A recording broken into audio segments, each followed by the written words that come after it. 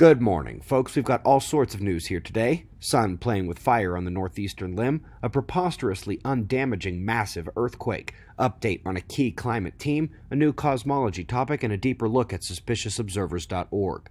But first, we're coming to spaceweathernews.com to find that while the northeast plasma filament extension was the prettiest feature on the Sun the last day, the active regions and southern coronal holes are where the Sun can affect our planet now. It turns out that the southern coronal holes did push an intensified stream. Orange density rises slightly, and as it drops out, we then see purple plasma speed and green plasma temperature rise up. While the impact is clearly seen here, top speed mark didn't hit 500 kilometers per second. It is a weak to moderate stream so far, so the geomagnetic activity resulting from it is weak to moderate. So folks, we do have Sakurajima in Japan clearing his throat a little, while the Caribbean fault lines slip on a banana. Titanic 7.7 earthquake with a strong aftershock nearby. Shook most of the Caribbean actually, and even up to Miami.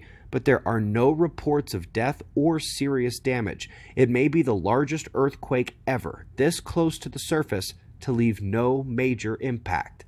People were stunned but easily able to pick themselves back up off the ground, and while Daddy Duty kept the human forecast from presenting the night before, we did have two blot echoes nearby within the 3-day window. OLR and solar polar fields are expected to update today, so we'll be looking for those signals in atmospheric and solar indices tonight.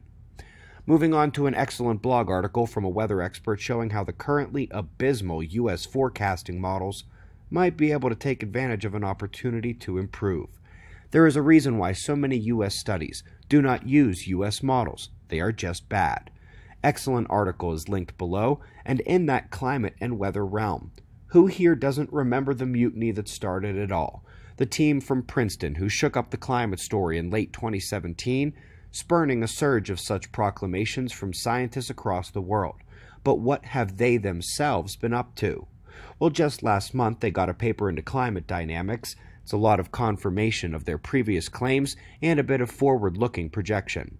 But their real gem the last few years was not allowed in a proper journal. They had to put it on Cornell's preprint archive.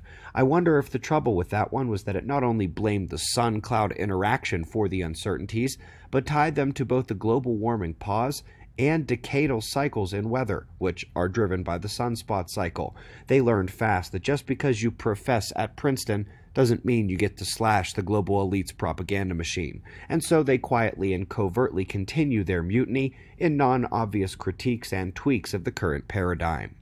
Looking to nearby galaxies, astronomers are seeing that the cores and interior bulges appear not to be newer features coming with the galaxies we're observing, but remnants of formation much, much earlier, perhaps even from the first galaxies in the universe. Now, this is not only a fascinating story about a galactic phoenix-like behavior over cosmic time, but it may throw a wrench into mainstream cosmic time lines as well. And that brings us to our last article today. And for as often as the Sanyayev-Zeldovich effect shows up in astrophysical and cosmic literature, we should probably go take a look at what it is.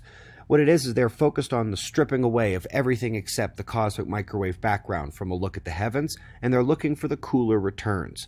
When there are distant reservoirs of hot plasma, they tend to scatter and frequency shift the microwave photons out of that microwave range, which astronomers think means they can spot distant galaxies and clusters by tracking that hot plasma effect.